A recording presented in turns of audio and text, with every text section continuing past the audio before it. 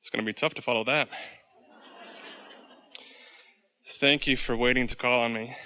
Had you called me earlier, it would have been a very different question, and I probably wouldn't have been able to hear it. The one hang-up that I have left is when I want to feel good, but when I see and hear things that I disagree with, I feel like if I don't speak up against it, that I'm enabling it. When in reality, the opposite is true. Because there is a war against drugs and a war against poverty and a war against teenage pregnancy and a war against terrorism. And in that pushing against, all of them becoming more. Because it's only about attraction, inclusion. There's no exclusion. So here's what you do. So make your statement again as close to how you made it to begin with as you can. I want to feel good. I want to feel good. But if I see things that I disagree with, then I feel like if I don't speak up against it. Because I was born to sift through the contrast and come to my conclusions about what I want. So when I see what I don't want, you are launching a rocket of what you do want. But then the question is, then what? In other words, which momentum is stronger? Does the rocket have the most momentum? It does for a minute after the conversation that we just had. Or does the problem have the momentum? Oh, there's even a bigger question. Which has the most power? The what is that is already manifested, let's call it spent, for lack of a better word. The now reality has happened, but all of the power is in the moving forward. And so when you hear words or concepts that cause you to desire something else, the key is to feel so appreciative of the experience that was there to give you the opportunity to give birth to the desire. And then, as quick as you can, turn your undivided attention toward your new desire and put your engines on your track in the direction of that. You know, your inner being, you accept the existence of your inner being. Your inner being never looks back. So your inner beings have been taking the bounce of all of this. Every time something was going on and these rockets of desires were going off, your inner beings were riding those rockets of desires and never looking back. That's one of the biggest flawed premises in humandom. That if I don't shout no and make my voice heard against what I do not want, that then I'm allowing it to happen. Okay. What then about instances where people did not riot, but protest against something, like, let's say, the civil rights movement in the 60s, for example? We want to come back to this, so hold that. Mm-hmm. But we want to make a strong statement first, and that is, if you've been listening to us at all, you've heard us say this many times. Action produces stuff, and so do words. But in comparison with what the receiving mode accomplishes, it is minuscule. It's like the difference between an Earth spinning in its orbit in perfect proximity with other planets and building a building. Of course, building a building is something that is important. And of course, your actions mean something. But action as compared to alignment and then action is so different than action just for the sake of action. The leverage is in the alignment. That's where the ideas are flowing. That's where you're hatching those ideas. So now ask your question again. Well, instances in history where people have come together to protest something that they disagree with. Yeah. It feels like... And we're calling those step one moments, and they matter. Step one moments. They were contrast. It was contrast inflamed. There was momentum. They launched rockets of desire. The thing that is so difficult for you to sort out, it's like mothers against drunk drivers. So mothers against drunk drivers would claim that their passionate pushing against what they did not want caused laws to be changed and actually gave the result that they wanted. But they're not taking into consideration that the desires that were born out of all of those experiences, because no one can see the vortex to compare the results of it. Everyone's touting the value of the action, which is minuscule by comparison. And that's what makes so many of you, this is a better way for us to say it than we were trying to say it earlier. That's what makes so many of you want to jump into action. That's what makes the now reality so compelling to you. It's why you choose the creation over the creating. But when you've thought this way for a little while, and you've ridden your own rocket of desire, and you have known that the vortex isn't fully satisfying to you because it hasn't manifested yet, but you are still wise enough not to look at the lack that the now reality is still showing you, and instead look at the presence of it, which your vibrational reality is showing you, so that you consistently master that being in the receiving mode. And then you get on that stream where the ideas are flowing and you're feeling lighthearted and you're feeling uplifted, and more ideas are coming and more things are going your way, and you're rendezvousing with more of the things that you want, and you're in that receiving mode. And the thing that we've been saying to you for so many years is, this is how it works. Contrast causes you to ask for something, but you're not a vibrational match to it because you're more familiar with this. But if you hear us, and if you care a little bit about how you feel, you focus upon what you want and why you want it, and gradually what you want and why you want it is a stronger, more dominant vibration within you than the absence of it. And so you move into that different vibrational place, and now your valve is wide open, your receptive mode is wide open, and now you begin receiving, and boom, now the manifestation is yours. And along with that manifestation comes a whole new set of contrasting experiences, which causes you to launch another rocket, which of course at first you're not a vibrational match to, because you're more used to being over here looking at this reality.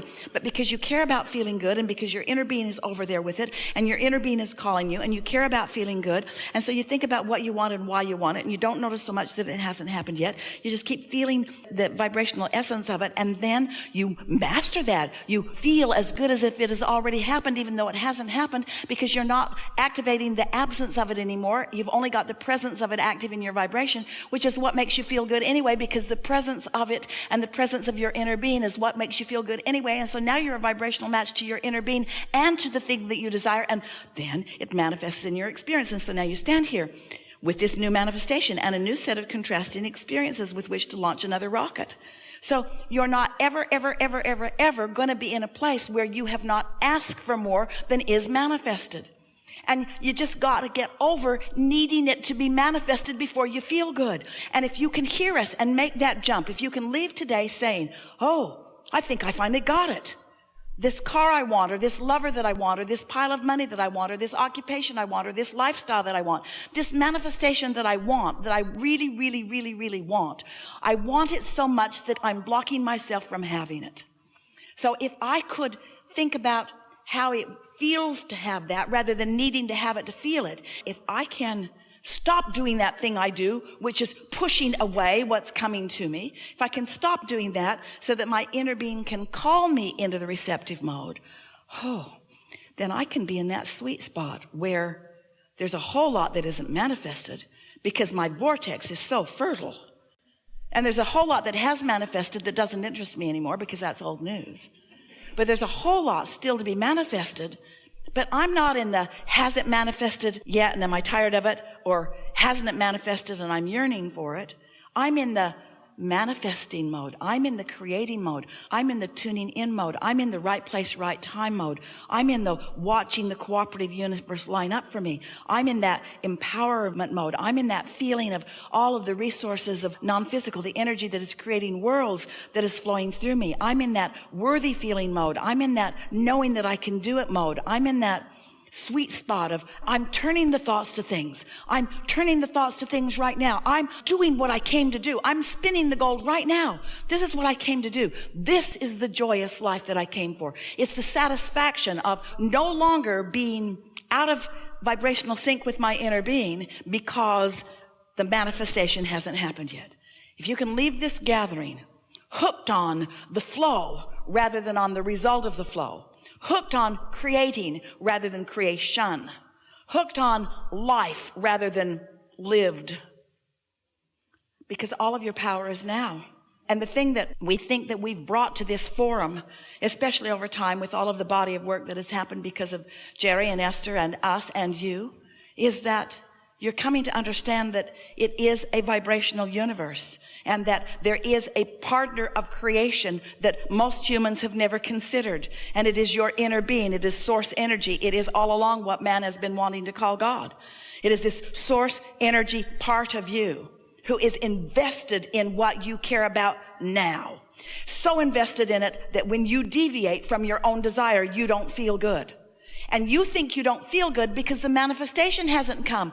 That's not why you don't feel good. You don't feel good because you're not letting the flow happen now. You see, you're not ever going to feel good if you're out of sync with source energy. And you know why? Because you ask. If you didn't ask for something, then your inner being wouldn't be all in your face with the vibration of it. And if your inner being weren't all in your face with the vibration of it, then you could notice the lack of it and you wouldn't care. But when you feel negative emotion, that means you ask for something that you are depriving yourself of having. End of story. There's no one else that gets the credit or the blame for how you feel. Esther blamed us for quite a while, Abraham. So you're up here and I'm down here. And you're up here because you believe in crap.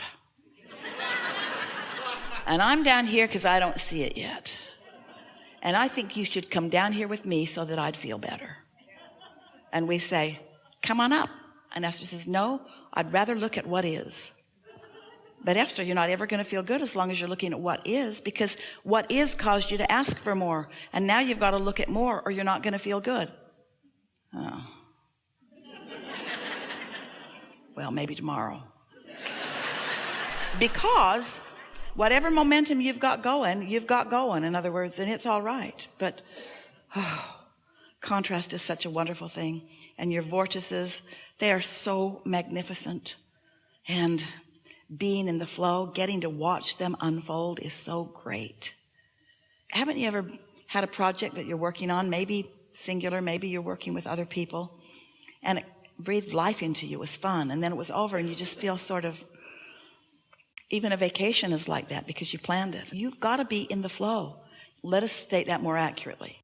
If your life has caused you to ask for something, you have to be in the flow of letting it turn to a thing. Now, you all think, some of you all think, that you can just slow your desire down and then you won't feel bad, but you can't. Because once you unleashed your desire to your vortex and we got hold of it, there's only one way to happiness for you. You've got to let what you ask for flow into your experience. And if you don't, you're not going to feel good. That's just how it goes. So did we get there? I'm good. Really good. Thank you. Really good.